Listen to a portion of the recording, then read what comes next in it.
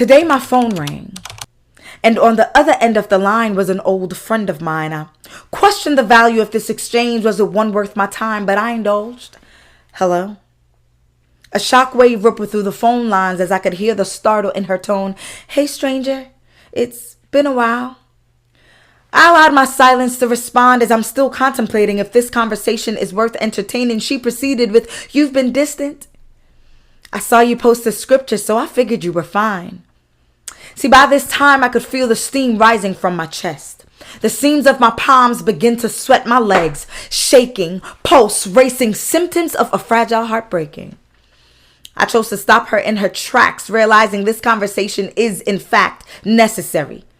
See, while you were actively calling me distant, I was busy, fighting for my life, trying not to be another mourned memory. You checked my emotional thermostat by the temperature of a post? Do you not know I can emoji my way up and down your timeline, masked with smiley faces while tear stains are stamped on mine?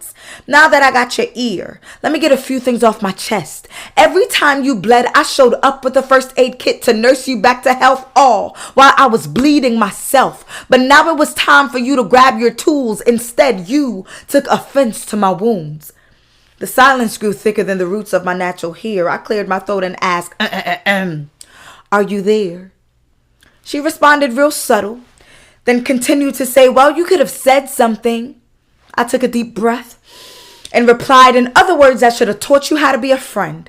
I'm sorry, I'm too busy teaching my kids how to survive in a world that may or may not like them because of the melanin in their skin, all while trying to survive myself because life is hard. And I would have hoped to find you in my corner cheering me on, as I was never absent from yours, round for round. And the moment you stumbled or got knocked down, I'm jumping the ropes with my boxing gloves on. See, I showed up. And you didn't have to ask, because that's what love does. It reads between the lines. It hears what the silence tries to hide. It sees the wanting in the absence. Love checks in. Do you know how great it would have felt to be on the receiving end of a how are you text when you're the one always pressing send? At this point, all I heard was the whispers of the wind.